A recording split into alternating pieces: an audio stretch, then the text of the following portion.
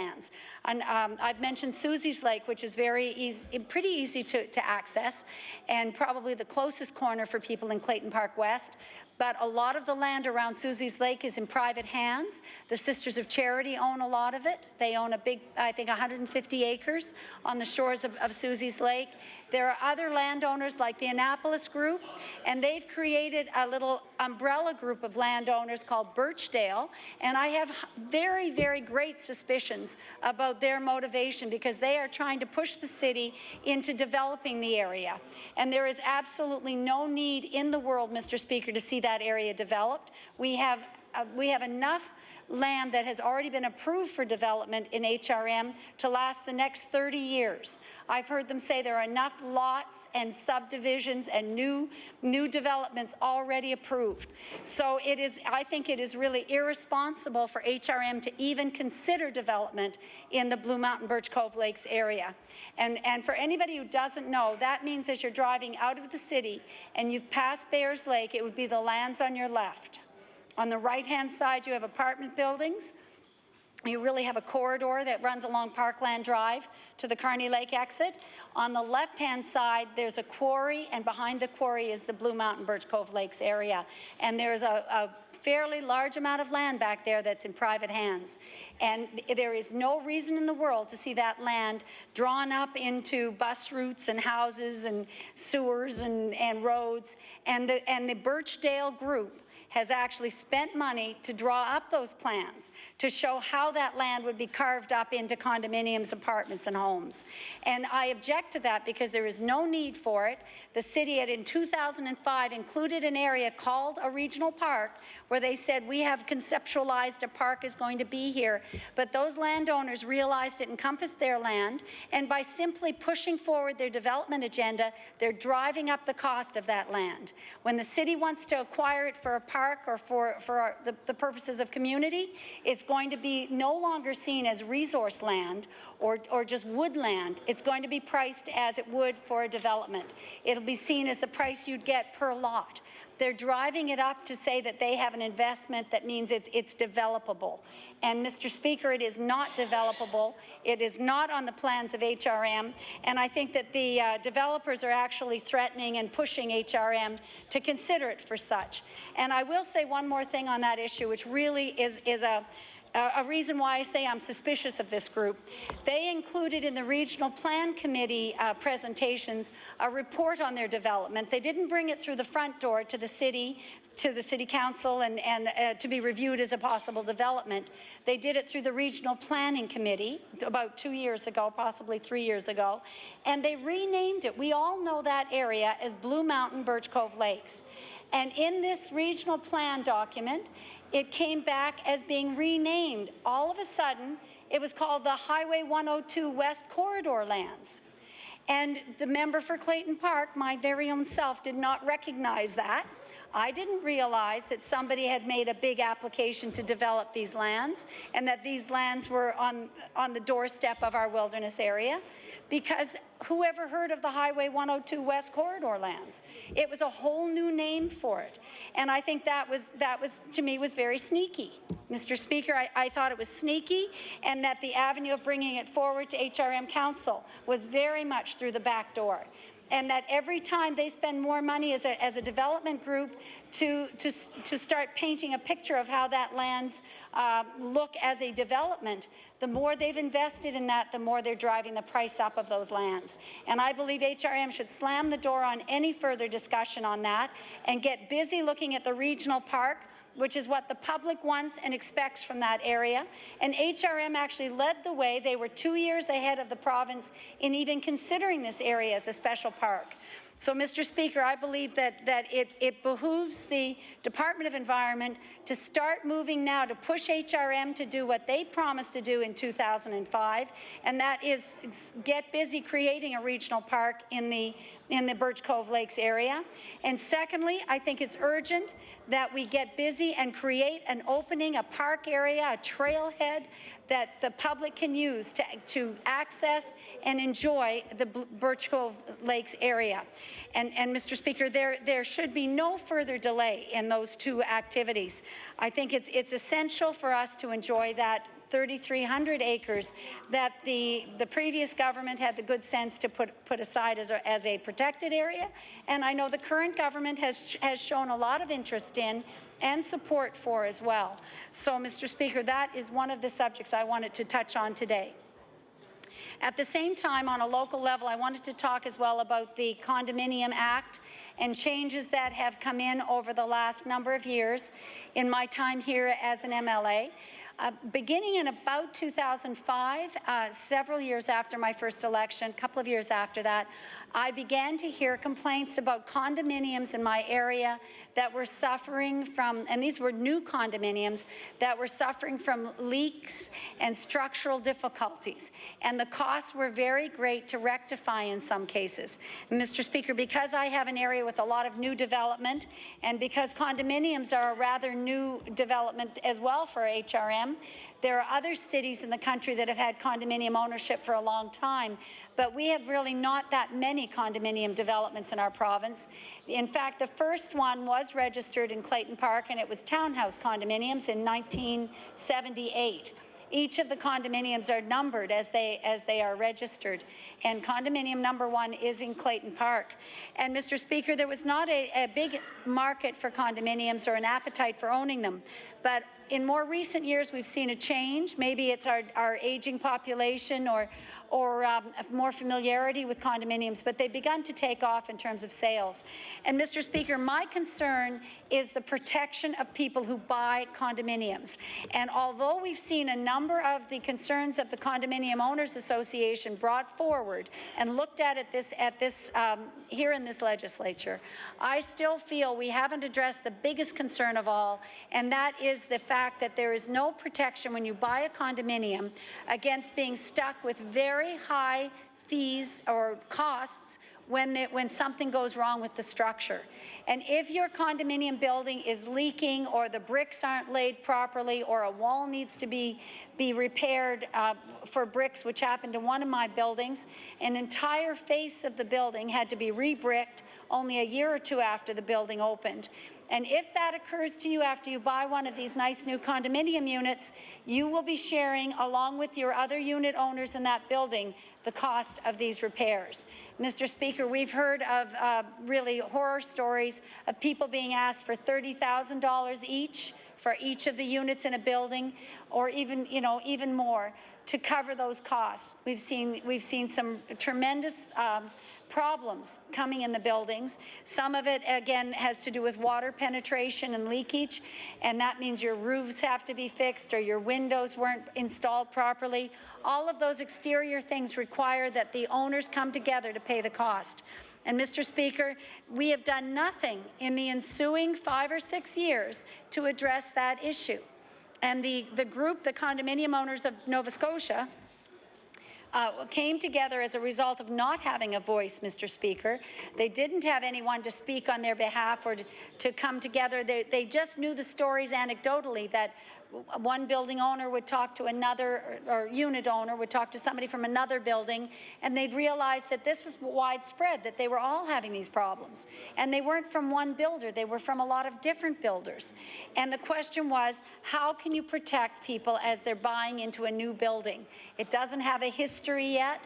You wouldn't expect things to go wrong, but they are. And there's no time for the condominium owners to have put enough money aside into their contingency funds to pay for these big changes. Our rules are really good for putting money aside each year for things like a roof replacement in 20 years. But what do you do if that roof replacement is happening 2 years after the condominium is registered? So, Mr. Speaker, we've been waiting here in the Liberal caucus, waiting to see some changes to those rules. And I brought forward a bill a number of times for an amendment to the Condominium Act, and that bill required, or calls for, if it were passed, calls for a 5% holdback on the cost as you're buying a new condominium. So when you move into your new condo, 5% of the cost of your unit would be held back in trust, and the same for all the other unit holders around you. Then you would have a pool of money, thousands of dollars set aside in case there are major structural problems that need to be addressed in the first 5 years of the building being opened. And this is what we're finding, is that those problems don't arise in the first year when the building, the company that built the building is still responsible. And after a year passes and the units, enough units are sold that the condominium is registered, the builder, which is often just a numbered company, that numbered company can dissolve, or the builder can dissolve the company that he'd had, and there is nobody that can be held legally responsible for the deficiencies that turn up later in the building. And Mr. Speaker, this is not an isolated problem, and people were so upset that they formed a new association. It has been going strong for the last number of years, I would say 6 or 7 years now. It was around 2006, I think, that they came together. And they are called Condominium Owners of Nova Scotia, which incidentally spells cons. And that's exactly how they felt, that they had been conned on a lot of different levels, that the protections they believed to be in place were not there. For example, Mr. Speaker, if you were relying on the Atlantic home warranty, which a lot of people do, there is an Atlantic home warranty if you're buying a new home, it has had absolutely no teeth, no ability to help these condominium owners whatsoever. And we have had discussions with Service Nova Scotia Municipal Relations. I've had those discussions along with the member from Bedford Birch Cove to find out where is the government on finding solutions? Where are they at in this search for consumer protection? And Mr. Speaker, we do understand from the staff that this is a tremendously difficult problem, that our market is too small to warrant other home warranty groups to come in or insurance groups to come in. And Mr. Speaker, I know there may well be obstacles, but I believe that it is time that we overcame those obstacles, that we found the solutions. We could link with the rest of Atlantic Canada to create a bigger market for condominium home warranties, or to provide insurance for buyers. Or if we don't have time or the public will or political will to do that kind of cooperation, we could bring forth the bill that I brought forward, which is to provide a holdback so that once you bought your unit, you know there's a fund of money there to cover any exceptional costs. And I think that's needed to protect the public. Mr. Speaker, I know that the builders will say, well, we're going to then increase your cost by 5%, and you'll pay more up front as you buy the unit, because they know that the 5% is either lost to them because of a structural problem, or certainly not available to them for 5 years. But I think that is preferable for buyers, because if you know up front, then that extra however many thousands of dollars are actually part of your mortgage, or part of the agreement that you make when you buy the building, or the unit in the building. And that's a lot better, because then you've got it properly understood that this is your obligation. Under the way that's existing now, you're getting an exceptional levy put on you when something goes wrong in the building. So we have a lot of condominium owners who may be fully mortgaged, and they're busy paying that mortgage off, and then they get the call for $10,000 that they have to pay their share among all the owners to make these repairs. That is putting a tremendous burden on the individual owner, Mr. Speaker. And so I really believe the time has come for the government to stop all the other studies and look-sees that they're doing. We're told they are addressing this problem. It's very difficult. They're having a hard time. I think after 4 years of the NDP government, there's been enough time to say that there isn't another solution, so we should pass the bill that has already been put forward. So, by the Liberal caucus, I might add, the bill that I brought forward on behalf of the Liberal caucus to see a holdback for new condominium construction that would allow you to be protected as you go forward. Mr. Speaker, this is common practice if you're buying a house. If I buy a house and the building inspector tells me there's a deficiency, I hold back until the builder has corrected that, or until the seller of the house has corrected that. It works perfectly well when we're talking about houses. So I'm suggesting we put the same system in place and do something to protect condominium owners, because even today I cannot assure people that they're going to be protected when it comes to buying a brand new building. And I'd like to be able to provide that assurance. I think people love the lifestyle and the amenities that come with living in a condominium. And I think there's a big demand for them. But we need to give people peace of mind that when they buy into a new or relatively new condominium building, that they're not going to be stuck with high levies for structural or other deficiencies. And Mr. Speaker, that would be I guess my urging for the government on that second issue is that we stop all the studies and put something in place today that's going to protect consumers when they're buying a condominium in Nova Scotia. I think that's really urgent. So, Mr. Speaker, with those few comments, I would like to take my seat and allow someone else the opportunity to speak. Thank you. Thank you. The honourable member for Halifax, Chebucto. One of the very many things that I do not know, Mr. Speaker, is whether this is the last time I will get the opportunity to address this House. I rather think it isn't. I know, for example, that I have a resolution that I'm going to bring forward, and I suspect that there will be some bills that I might want to comment on. However, those are very focused opportunities, and as we know, the tradition when it comes to address in reply to the speech from the throne is that there is great flexibility and an opportunity, therefore, for members to talk on a variety of themes.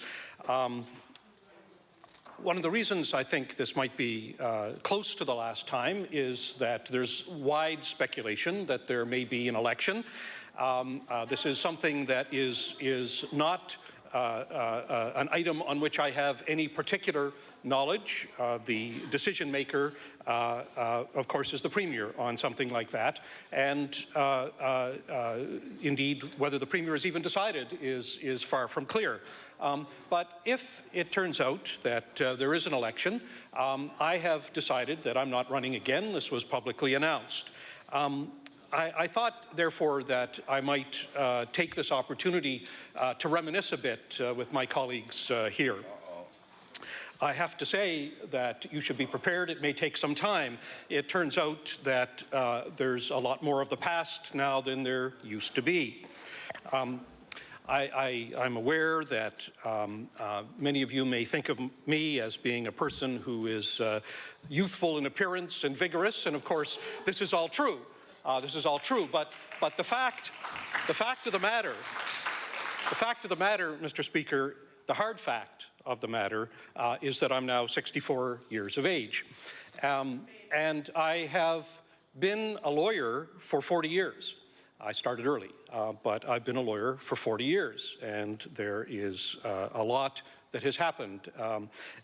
As my late father used to say, it's not just the years, it's the mileage. And I think this is something that we can all identify with. Let me tell you a little bit about what it's like to turn 64.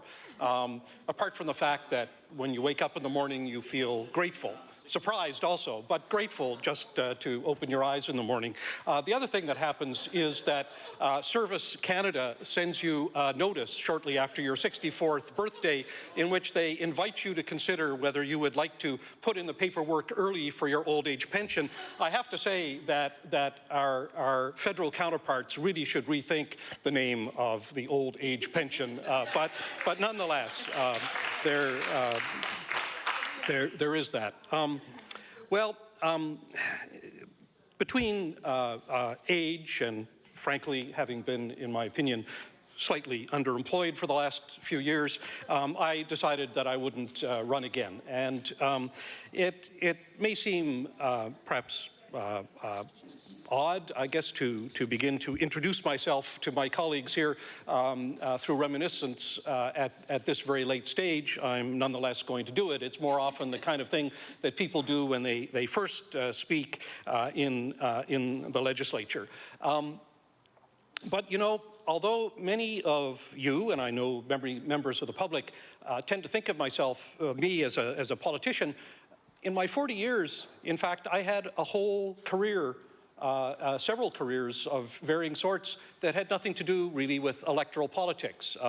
I've been in this legislature for 15 years, and before that, I was about 4 years on city council. But really, those 19 years are the minority of the 40 years in which I've been a lawyer. The 21 years that I spent before gave me quite a variety of things to do, and I want to talk a little bit about those. Before I do, I might say just a bit about my future plans. Many people have asked me about my future plans, and of course, it's hard to have plans, really. As we all know, many of us do make plans, but God laughs at our plans, and something entirely different happens in life. But I'm thinking about various scenarios. I probably will have a bit of time to undertake some things, at least after I finish ghostwriting the memoirs for my colleague, the member for Fairview. And when I do that, I think that there are at least a couple of things that are on my mind. One is I really have to confess this right away, because it's in some ways an intriguing and sort of terrible thing. I'm actually in the middle of building an addition on the back of my house. And the reason I'm in the middle of building an addition on the back of my house is I'm going to have two offices to clear out. One, my constituency office, and the other, the office I maintain with the rest of my colleagues in the caucus just down the street. And both of these offices are full of papers and books, many of them purchased with my own money. And this is, in fact, something I'm going to have to deal with. And I'm building an addition on the back of my house so that I'll have a place to put all of these items. So the undertaking, I assure you, is a serious, difficult, and time-consuming one. And like many of our enterprises, it looks like it's going to take a lot longer than anyone thinks and cost a lot more than anyone anticipated in the first place. But that's just a general lesson of life, especially so in politics. That's the way of it. So I am doing that. The other thing is I've actually been asked several times whether I might be interested in moving to federal politics. I've served at the two other levels, municipal and now provincial, and the suggestion was made that I might look at federal politics, but of course, there's no vacancy. We have a wonderful member of parliament through Megan Leslie in Halifax, and I don't anticipate any change in that at all, which would leave, I suppose, the Senate. But of course, this is what I'm thinking about that, and here's what it is that I think everyone should keep in mind. There's a possible scenario. I don't promote it. I don't suggest that it's a good scenario, but it is just possible that our good colleagues and friends in Quebec might decide at some point to leave Canada. This is a possibility, and I know that our federal counterparts have had some criticism for their view on what the Clarity Act should look like, and that it might just take 50% plus one in a vote. Now, I have to say, I think that criticism of our federal counterparts is entirely mistaken, because the issue isn't what would it take for Quebec to leave. The issue is what will it take to keep Quebec in Canada, and that's where the focus should be, and that's where I think the focus of our party is at both levels. But it is entirely possible that this terrible scenario might come to pass. And if this scenario does come to pass, then there's going to be an East Canada and a West Canada. And what are we going to do? Those of us that are here in the East will have to face up to a number of possibilities. We're going to have to say to ourselves, what do we do here? Because the odds are that West Canada might not want us. And it's awkward to kind of run a country where you've got East and West, the equivalent of East and West Pakistan before, of course, they emerged as two other countries. So what are our options? We could be four countries of our own. We could merge and be one country. We could sell ourselves to the Chinese or the Europeans. That's always a possibility. Or we could join the United States. Now, if we join the United States, then at that point, I'm going to run for the U.S. Senate. So that's the scenario. That's the scenario that I have in mind. But apart from that, unless that comes to pass, I don't know that that this is something that is necessarily on the agenda of the Prime Minister. That is to put me in the Senate. So perhaps that's the only scenario that might get me into some Senate somewhere. I am actually going to take you back a long way. I ran into a friend of mine from when I was about 4 or 5 years old, not long ago. On the street where I grew up in Halifax, on Edward Street, there were a few of us who were little boys together, baby boomers, obviously, David Lacosta, the fellow I ran into, Teddy Mitchell, myself, Johnny Weagle, and we used to play together a lot. And it turned out that David Lacosta actually had the invitation that he was sent to my 5th or 6th birthday party. And he very kindly sent it to me in the mail about a month or two ago. And I was thrilled to see this. Mostly because it was in the handwriting of my late mother, and it was nice to see that turn up after all these years. But we all had great fun growing up as little boys in Halifax, playing around together. Probably one of the more memorable events I had was stepping on a piece of wood that had a nail sticking through it when we were playing in someone's backyard. I think it was in Johnny Weagle's backyard, and it went right through my sneaker into my foot. And these other boys put me into one of those little red carts that we all had, and they pulled it out first. They pulled the nail in the board out first, and I was yelling and screaming, and they trundled me down the street to home, and where I was taken care of, and of course taken over to the Children's Hospital for an anti-tetanus shot. I have to say I spent a lot of my youth in the emergency ward of the Children's Hospital. We were an adventurous bunch, and in my recollection, I actually spent the whole of the rest of the summer sitting with my foot bandaged up on the front porch of our house. It was probably a couple of weeks, but it certainly felt like the whole of the summer. But it was great. All of us are still alive, amazingly, and still kind of see each other around town, and it's a great thing to do. Growing up here in Halifax has, of course, been a real treat. And I'm not going to give you every episode you'll be happy to hear, but here's another one, just jumping forward from age 4 or 5 to when I was about 11 or 12. When I was 11 or 12, I traveled with my mother and with the late Muriel Duckworth, whom many of us will know, together in a car up to the Thinkers Lodge in Pugwash.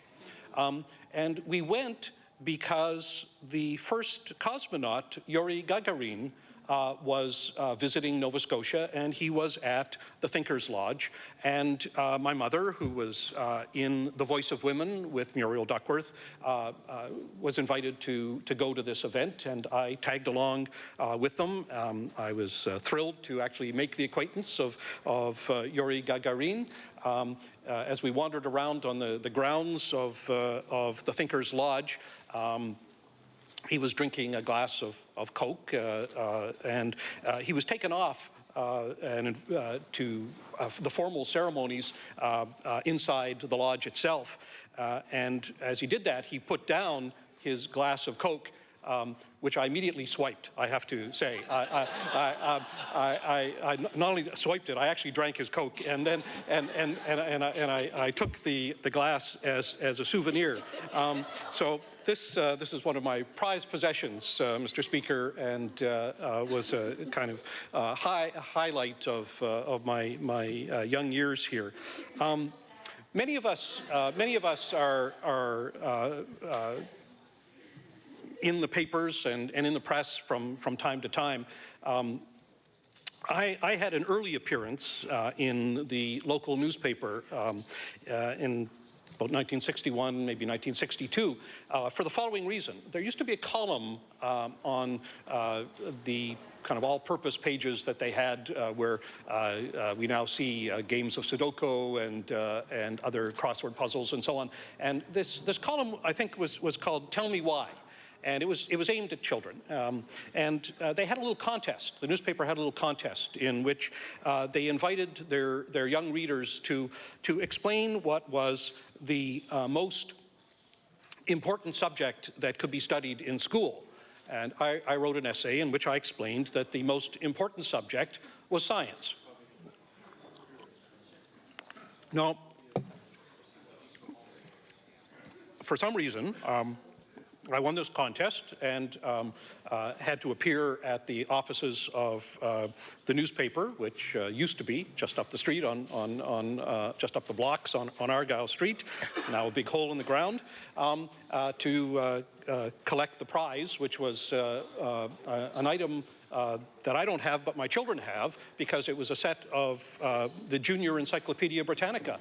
And they took my picture and put it in the paper, and I think that was my first appearance in the newspaper that I'm aware of, although later on I appeared in some sports columns because I was a member of the track and field team and had some success with races in different places around the province. But despite the fact that I, at some point, thought that science was the subject that was the most important, I didn't go into science. I had something of a science mind, but for many long years, I thought that I was going to be a professor of English literature. I had a taste for reading, and I pursued that, and went to graduate school in English literature, and before finally deciding that, no, probably being a professor of English wasn't for me, and maybe going to law school and not having any other definite plans might be the thing. One of my fondest memories of this house is of a photograph that was taken and published of myself and the member for Timberley. This is when we were in the opposition, and which we were for many long years, and we sat together through many long and I have to admit, tedious debates from time to time, and we both read a lot, and we both had books in front of us on our laps, and we were kind of sitting there beside each other, eyes rolling, but at least managing to keep ourselves entertained with a book to read. So many of us have a fondness for reading, but it was ultimately law that was my interest, and I had this long career, as I said, before finally coming into electoral politics. But it started with quite an interesting class at law school. Members may know that the honourable member for Antigonish, now our Minister for Transportation and Infrastructure Renewal, was one of my classmates at law school. And that famous class of 1973, there was even a moment in this assembly in which there were 3 members of the class of 1973 who were all here together because Rod MacArthur, our former clerk, was also a member of that class. So we found ourselves together. There are, of course, some very distinguished members of our class. The Honourable Mr. Justice Jamie Saunders of the Nova Scotia Court of Appeal. Other members here may well know Paul Pettipaw, who is a builder in the area. There are others who are dead or who have spent time in jail and perhaps not so distinguished. But it was an interesting class. I have to confess that I probably spent most of my time either debating or playing bridge. It's a wonder, given that I spent so much time doing both of those, that now I found myself an adjunct professor at the Dalhousie Law School and have been for the last 20 years. In fact, on the subject of debating, the honourable member for Antigonish will probably remember my partner, Jeff Fulton. Jeff was a wonderful debater, unlike myself, and because he was so good, we actually won the debating championship 3 years in a row when we were at law school, and managed to kind of amuse ourselves doing that. after law school, I articled, and I articled with a firm in Dartmouth, which turned out to be exactly the same firm that the Honourable the Premier articled with and that he stayed and practiced with. So we had an interesting overlap, at least in our histories. We weren't there at the same time, but certainly found ourselves working and interested to be working in a law firm that was Main Street Dartmouth, meaning Portland Street, and that was a firm that had people in it, like Richard Weldon, who had been a member of City Council for Dartmouth and who later was a Conservative MLA and who was interested in municipal politics. And we had examples like that in front of us. I didn't stay with the private practice of law, at least at that moment. I made the choice to go to Ottawa to work for the Federal Department of Justice, which I did for 3 years. Now, the Federal Department of Justice does a variety of very interesting things. One of the things it does is that it assigns lawyers to be the in-house legal counsel for other government departments. And I was assigned by the Department of Justice to be an in-house legal counsel for the Solicitor General's Department. These were the days when Warren Almond was the federal Solicitor General. And this was 1974, 1975, 1976. These were interesting years. The Solicitor General, federally, of course, is responsible for the penitentiaries, the parole board, the RCMP, and for, in those days, the antecedent agency to what is now CSIS. My work was quite interesting. We had security clearance for quite a variety of things. My own security clearance was top secret. That is, I was able to deal with documents up to that. You'll be interested to know, if you don't know, that there, along with confidential, secret, and top secret, there are actually other classifications. But I'm not actually supposed to tell you what they are, so I'm not going to tell you what they are. I had quite an interesting 3 years working with the Federal Department of Justice, and I'm hugely grateful, I should say, to a man who is now passed on, Jack Hollies, who was my director in the legal branch at the Solicitor General's Department. Colonel Hollies had been in the military and in the Judge Advocate General's branch before being recruited to be in charge of the legal services at the Solicitor General's Department. Most of my work was on penitentiaries and was therefore a kind of obscure part of the criminal law. Some of you who might have attended recently at the estimates when we dealt with the Department of Justice may have heard me reminisce a bit about the capital case files that I had superintendence of at that time. In those years, Canada had not yet abolished capital punishment entirely. It was still available if a person had murdered a police officer or a prison guard. And there were actually 12 people who were under sentence of death at that time, and I was in charge of those capital case files. It was my job to make sure that their appeals went forward in different courts around the country, and that different dates of execution were set by the judges. Most importantly, what I had to do was assemble all the materials that were going to go into a brief that would go to Cabinet on the question of whether the sentence should be commuted to one of life imprisonment. In order to do that, there were rules, guidelines that had to be followed, and that included hiring 2 psychiatrists to write reports on these individuals. It included getting statements from the defense counsel, the prosecuting counsel, reading the trial transcript, getting statements from the trial judge, talking to anyone else who might have had anything to do with the case, seeing if the jury had any recommendations. And I have to say that of those 12 people, if it had turned out that capital punishment had not been abolished in the fall of 1976 by Parliament, there were probably 3 or 4 of them that you probably couldn't say a lot for. It was pretty difficult. But it was an interesting time and something that was important, and I look back upon it with gratitude. Although I was in Ottawa, and in Ottawa working for those 3 years, it was never my intention to become an Upper Canadian. I always thought of myself as a Nova Scotian, someone who was keen to return here. But at that moment, it wasn't quite the right moment for me to do that. I thought what I would do is go to Toronto for a couple of years, which I did in order to teach.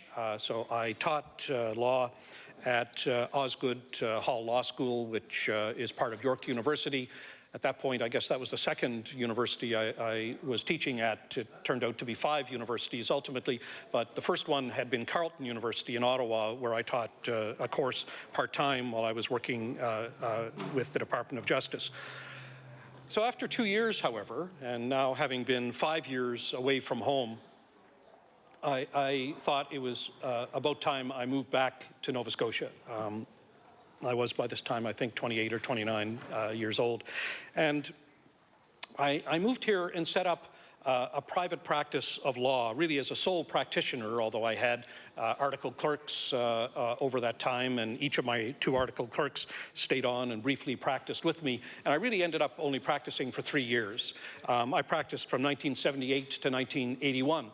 And here's where my law practice was, Mr. Speaker. It was right across Granville Street, where One Government Place is now. In those days, One Government Place, of course, did not exist. What did exist was a small walk-up office building of about 3 or 4 stories that was owned by the late Grover Cleveland, who owned some real estate in the downtown. On the ground floor was the Tasty restaurant, which was run by the Migas family and was a popular spot in the downtown of Halifax. But above, 1 floor above the Tasty, was the well-known law firm of Pace, McIntosh, and Donahue, and then above that was my law firm. The Pace, McIntosh, and Donahue law firm was well known because Len Pace, the senior partner, became the Attorney General of Nova Scotia, I believe, at one time, and later a judge on the Court of Appeal. The storied Charlie McIntosh is probably Nova Scotia's leading real estate lawyer. Many of you will have noted that just recently Ben McRae died of the Armour Group. Charlie McIntosh has been Ben McRae's lawyer for probably 50 years, and it's a partnership that is fascinating. And Charlie McIntosh, as I said, probably remains one of the probably the leading real estate lawyer in Nova Scotia, and of course all the Donahues. That's the senior Donahue was Richard Donahue, also an Attorney General of Nova Scotia, and his 2 sons, Art and Terry. Arthur Donahue being one of your predecessors, Mr. Speaker, in that chair. Terry Donahue, having been the Minister of Education for the province of Nova Scotia. I suppose there was sort of something in the air of that building that flowed upward and made me seriously interested in the possibility of politics in some form. But it wasn't only that example of those lawyers that did it. I actually had a fascinating law practice in a way. I practiced what is clearly middle-class law in order to support my real interests. But here's what middle-class law is. Middle-class law is what is now a little on the expensive side, but is necessary for the middle class to go about our lives. People want wills, and they want to buy and sell houses, and then every once in a while someone dies and you have to probate an estate. And then also every once in a while someone is hauled up for drunk driving and you have to deal with that.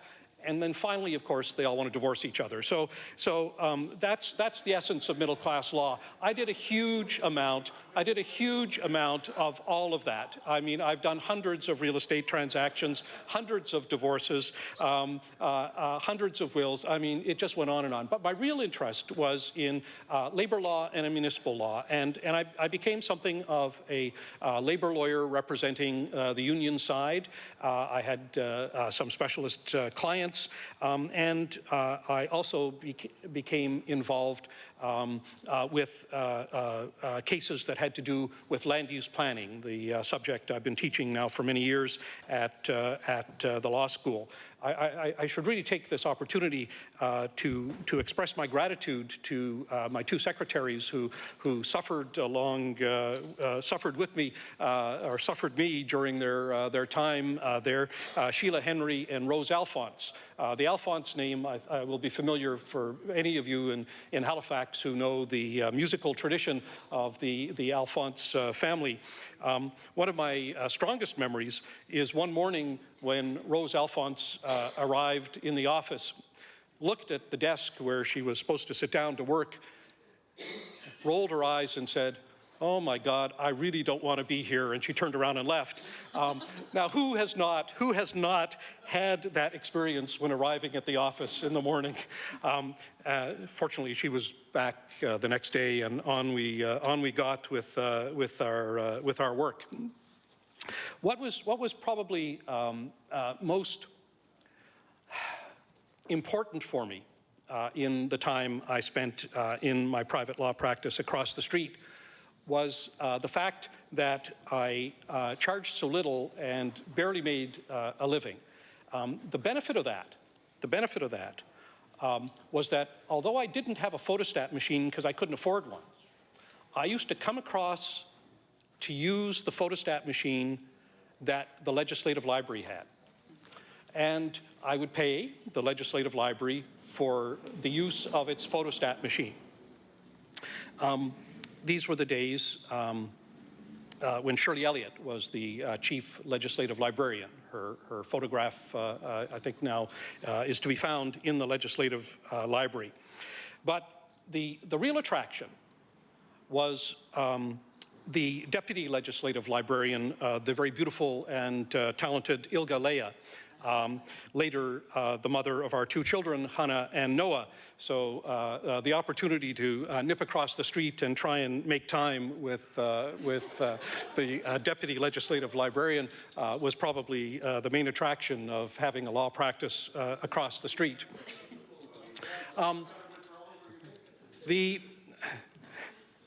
As I said, the law practice went on only for 3 years. Only for 3 years, and I then moved on to something else.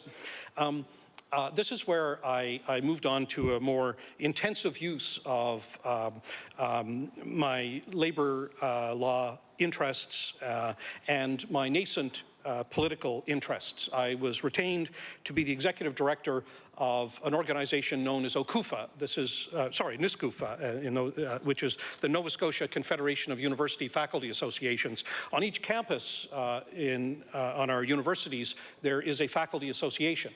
And each of these faculty associations belong to this provincial confederation. And the main function, along with giving advice in the negotiation of their collective agreements, was politicking with the provincial government. So I had occasion to meet with Terry Donoghue in his capacity as Minister of Education and work to try to establish something of the role of faculty members in the political life of our province. It led me to a profound appreciation of what a wonderful system we are blessed with when it comes to our universities and our other post-secondary education institutions in Nova Scotia. So I did that for about 3 years, and then I was back to Ontario. The equivalent organization in Ontario, the OCUFA, the Ontario Confederation of University Faculty Associations, was looking for an executive director, and I was hired to do that. Now, that's a big system. That's 40% of the university students and 40% of the university faculty members in Canada work in Ontario. And I did that for 4 years, from 1984 to 1988. And I learned something very interesting about politics during that time, which is that you have to seek an opportunity when it presents itself. And let me just tell you about something that I can actually claim credit for, and I find quite fascinating to look back upon. In those days, there was a time when the Liberal Party was a minority government in Ontario. And they were coming up to an election year, and they were getting ready to go into this election. And the university system was not getting quite as much money as it had hoped, and I devised a little advertising campaign that went like this. We placed ads in all of the foreign language ethnic press in Ontario. That meant these ads were in Italian, and they were in Chinese, and they were in Portuguese, and they were in German. They were in every language where there was a community, a sizable community in the Toronto area that was present, and for whom English was not their first language. And here's what the ad said. The ad said, "Congratulations, you've done a wonderful job in coming to this country and in establishing yourself as a business person and in taking care of your family. But what about the future of your children? Those children will have to build their future on the basis of education. Did you know that the Government of Ontario was planning on reducing the number of places in the university system by 10,000 next year?" Well, Greg Sabara, the Minister of Advanced Education, hit the roof. He hit the roof because we were playing in his backyard. He regarded the ethnic community in the Greater Toronto area as the preserve of the Ontario Liberal Party. However, the immediate consequence was that the Liberal government came up with an extra $30 or $35 million for the university system right away before the election. So at that point, I felt I was kind of accumulating some useful experience on how it is that the political system worked. But I was to learn more. After 4 years at Okufa, I decided to move back again to Nova Scotia. It, again, as I said, not being my long-range plan to be an Upper Canadian. Many of us in the Maritimes find ourselves living elsewhere for periods of time because there's interesting work or there's an opportunity to make a bit more money, and so it was with me. But I always wanted to move back, and what I found myself moving back to when I came here was no job, but fairly soon I did find one, and I became executive director of the Medical Society of Nova Scotia. This was not a long time. I was there for about a year. And it was in that capacity that I first met John Hamm. John Hamm was not the president of the Medical Society in those days, but he was a past president of the Medical Society. And the Medical Society was in the process of building its headquarters in the Bayers Lake in the Burnside Industrial Park, in the business park portion of it on Spectacle Lake Road. So one of the things John Hamm and I did together was we built that building. There is a lovely building over there, and any of you who have had close dealings with the Medical Society or in its successor, it has a successor name that escapes me at the moment, Doctors Nova Scotia, I think, who have had the chance to visit that building will probably understand that a lot of work went into that, and it was enjoyable doing it, and we ended up with quite an interesting structure. But from there, I moved to be the executive director of the Ecology Action Centre. Well, the Ecology Action Centre is an entity that has achieved over the more than 40 years of its existence a huge amount of credibility and political heft in our province. And I'm very proud to have had really a 40-year association with the EAC. It wasn't just the 3 years, I think, that I spent as the executive director of the Ecology Action Centre, during which time I became, in the minds of many people, very closely and associated with it. In fact, I think at some point in this House, I've been referred to, instead of being the member for Halifax-Chebucto, as the member for the Ecology Action Centre. I remember one of the other parties saying that. My association with the EAC goes back to around 1973, which was just after it was founded. I was a volunteer article clerk or lawyer with the EAC. That is, I did some volunteer legal work with it. It was started by friends of mine. Brian Gifford, who is still here in Halifax, Cliff White, Kathleen Flanagan, and David Reynolds, and these people have put a huge amount of effort into organizing something that has been an enduring organization here. As I said, the chief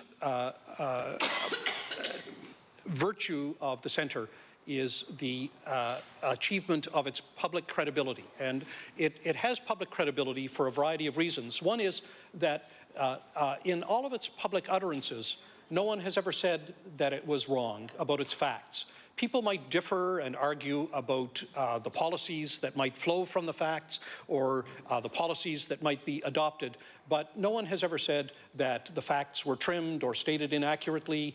That's never happened in 40 years. The other is that the centre has maintained really financial independence during all of that time. It's been primarily dependent on the donations of its members, small-time fundraising activities, the occasional grant. That's meant for a long time that the centre was extremely poor. In fact, I have to say that in the 3 years or so that I was the director, I think I was only paid half the time. There just wasn't enough money. And the point is, though, that this does lead to the independence and credibility that the centre has amassed during the time that it has endured. This is something I think we should all admire. In fact, some of my time at the Ecology Action Centre as the director led to what I think is my first legislative provision that I can claim some credit for. You may recall that in 1992, the government of the day, a Conservative government, decided to sell off Nova Scotia Power, essentially privatize it, and there was a bill that went through the legislature, the Nova Scotia Power Privatization Act. If you look at Section 8, I think it is, of this bill, you will find that there is a prohibition on Nova Scotia Power owning or operating a nuclear-powered electricity generating station. This provision is in the bill, not because it was there at the wish of the government or of the company. It was introduced after law amendments, and it was introduced because I went to law amendments on behalf of the Ecology Action Centre and made a number of suggestions for changes to the bill, and this was the only one that was accepted. But I'm happy to say that it was accepted, and I'm happy to say that we find ourselves with some protection from having nuclear power in our province as a result of that initiative. Of course, there were many other issues that as director of the Ecology Action Centre, I was deeply involved with.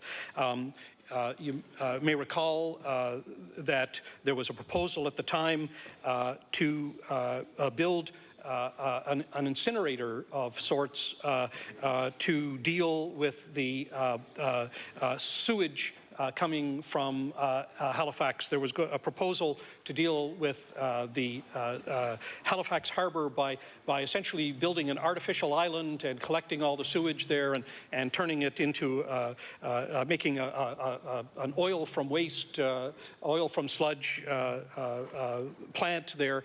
This, I'm happy to say, was ultimately headed off. There was another proposal for a hazardous waste incinerator, another for a solid waste incinerator. The engineers really were mad keen on incinerators in those days, and many of those proposals were headed off, and we found ourselves with different systems. I can't claim to be entirely thrilled with the sewage system that we have in Halifax, but nonetheless, it's certainly better than what was proposed in those days. Ultimately, I decided that there was a moment to turn to electoral politics after excursions that flirted around public policy and the elected world in the way that I've described. I decided to run in 1994 for City Council. Where I lived in the city, the member was Nick Marr. Nick Marr ran a pharmacy on Quimple Road for just a huge number of years. And he'd been on City Council for 30 years. There was no point in running against Nick Marr. First, of course, you couldn't beat him. And second, there was no point in beating him because he was a wonderful member of City Council. He just did a great job. But in 1994, he decided he wasn't going to run again. And that opened up his seat on City Council. And I decided to run. In fact, I think about 6 or 7 people decided to run. Only 3 of us were serious candidates. And these are numbers I want to point out to you because it's important, especially over here, since they illustrate a way in which a person whose politics are perhaps on the left, as mine are. I tend to regard them as sort of both red and green. But this is the way a person in my situation sometimes gets elected. Of the 3 serious candidates to replace Nick Marr, the final results were that 2 of the candidates who were perhaps more on the right of the political spectrum each got about 32%, and I got 33 or 34%, so I got elected. But having just squeaked in, I found ways during my time on City Council to cultivate the constituency, and when the provincial government surprised all of us by announcing amalgamation and therefore the creation of Halifax Regional Municipality, HRM, and calling a special election. When that happened, I ran for election and got 68% of the vote because during the intervening 2 years, people in the constituency had been watching what was going on City Council and decided that perhaps I was doing the kind of job they were interested in. And one of the main things I did was I consulted with them and informed them. I put out a newsletter that was full of facts, that was informative, that invited engagement, that laid out details about the tax structure, for example, of the city, that laid out the issues around solid waste, if that was an issue, as indeed it was in those days, that told people things that they needed to know. And they responded to that very positively, not just in contacts, but in terms ultimately of electoral support. And indeed, looking back on political accomplishments and trying to weigh them up, I find that's very difficult. I find that it's often hard to point to something and decide that this is an advance. And this is not surprising in politics, since politics is a long-range undertaking. Many things inherently just take many years and are complicated and need a lot of attention. But there are things that I do want to note that did come forward when I was on City Council and that I can take at least some degree of responsibility for. I can claim some credit for them. The first one was to reopen negotiations over Africville. Now, this is something that had languished at that point to the disgrace of the city for many years. We all know the story of the removal of that community at the north end of the peninsula, and we live today with some of the consequences of that. And really, this is something that had not ever really been moved on in any satisfactory way in the intervening years. One of the first speeches I made at City Council, this was prior to amalgamation, was to put out the issue of Africville and to note for my colleagues that this remained unfinished business that had to be addressed again. And ultimately it was. It took a long time. But I got the ball rolling, and I'm very proud to have gotten the ball rolling at the moment I did. So,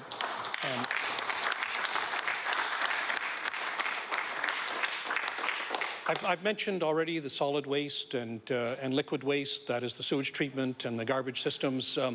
Those are things that got started during my time on City Council and that we advanced on. Ultimately, again, like many things, it took a lot longer than one had hoped for. Another thing that I got started was the issue of an anti-pesticides bylaw. That was also something that took a long time ultimately to come to fruition, and indeed overlapped with my time in the legislature because HRM really couldn't move ahead, it felt, with an anti-pesticides bylaw until the Municipal Government Act passed through this House and included provisions that facilitated that. But again, it's an item that I look back on, and I look back upon it with no little feeling of accomplishment.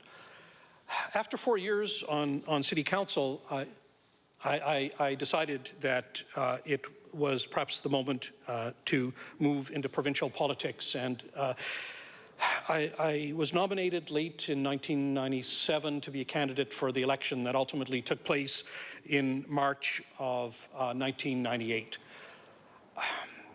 All will remember, certainly over here we remember, that date of March 24th, 1998. That was the election in which the NDP made its leap forward, moving from having only a small handful of members to having 19 members in the House, and 6 of us, I think, who were first elected in those days are still here in our caucus, and recently actually had a small dinner together to chat and reminisce. But here is something that I remember the best about that election. It was the next morning. It was the next morning, March 25th, 1998. And I remember walking down Spring Garden Road and going to City Hall. I was going to work. And as I passed by 2 of the cafes or restaurants that had glass in their fronts and that were immediately adjacent to the street, it happened at 2 different places. As I walked by, people in the restaurant or the cafe got up and applauded. Now, in all the years of being in politics, that still puts a shiver through me because I remember that. It was an extraordinary moment. And what was extraordinary was the fact that voters in Nova Scotia had placed their hopes for the future in the NDP. I didn't take the applause as something personal to me. I took it as an expression of hope for the future that the voters of Nova Scotia saw as being appropriate for the NDP, and it's been a long time since then. We worked hard, and it's been many long years in the opposition, and now we finally had the chance to form a government. And I have to say, having worked on this side of the House, in the shadow of the portrait of Joseph Howe, it's been fascinating. I've had the opportunity to work together with you, my colleagues, and I'm very grateful. Very grateful for the opportunity to have done that. As you all know, all of us in this House know that no one in electoral politics does anything alone. We all have teams who are associated with us. I know that I've had 3 very wonderful people who were my constituency assistants. First Cliff White, then Donna Parker. now Scott Gillard. But along with our constituency assistants, there are the people who are heads of our constituency associations. The late Sue Klabunde, who died very tragically, age 43, was president of my constituency association for a while. We all have our families who work with us, volunteers. I want to thank my long-term partner, Mary Evans McLaughlin, and the dog Maddie, the NDP dog, who campaigned so often with me with an orange scarf around her neck. There have been great moments here, trying moments, difficult moments, interesting moments. I think about the hours we spent arguing over Bill 68 and the times when in opposition we had to speak for an hour that under the tutelage of the great John Home, who taught us how to do that, when we had to speak in opposition when the hours of the House were 24 hours. That was hard to do with. I think of items like my little heart-to-heart chats with the Auditor General. I think of my comments about prayer in the legislature. I think about time on the Law Amendments Committee, which I have to say is a great feature of the legislative process here in this Assembly. We have all had the opportunity to work together for a long time. I'm going to be departing, but many of you will have the opportunity to continue on together. Some of you won't. It'll be a surprise. But the nature of this House will undoubtedly change come the next election. But I, Mr. Speaker, have certainly been proud to have had the chance to have participated in some small way over the last number of years with it. So may I therefore offer my thanks to everyone who I have had the chance to work with over the years, and I would like to adjourn debate. Thank you very much.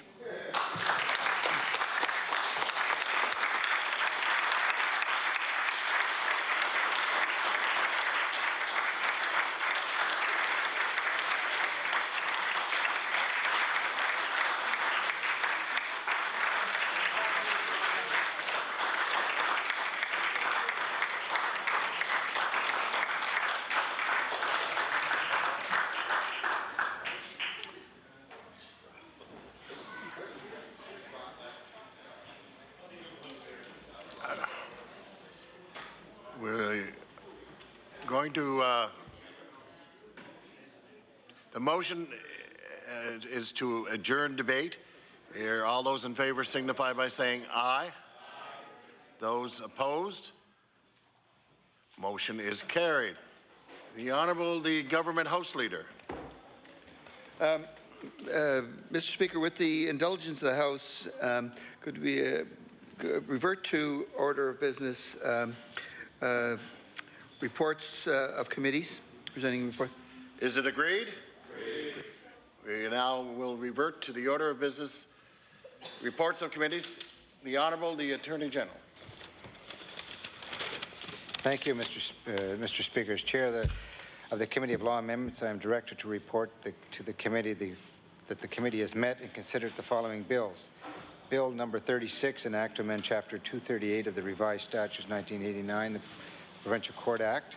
Bill number 37, an act to amend Chapter 293 of the Revised Statutes 1989, Motor Vehicle Act respecting innovative transportation. And Bill number 42, an act to amend Chapter 41 of the Act of 2011, the Pensions Benefits Act.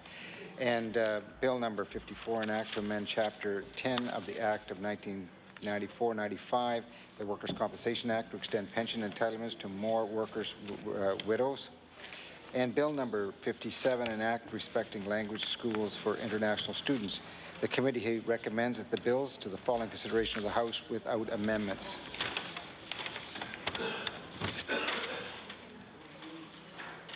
The report is tabled. The Honourable the Government House Leader. Thank you, Mr. Speaker. Mr. Speaker, that concludes the government's business for today. I ask you now rise between the hours of noon to 6. when after the daily routine, we'll be doing government bills for second reading, which is Bill 66. And then after that, we'll do in committee of the whole House on bills, the 54, 36, 37, 42, 57, and Bill 3 and Bill 32. With that, Mr. Speaker, I should now rise to meet in the hours of noon to 6 p.m. The motion before the House is that we do now rise and meet again tomorrow between the hours of noon and 6. You ready for the question? All those in favour? Against? The motion is carried. We now stand adjourned till 12 noon tomorrow.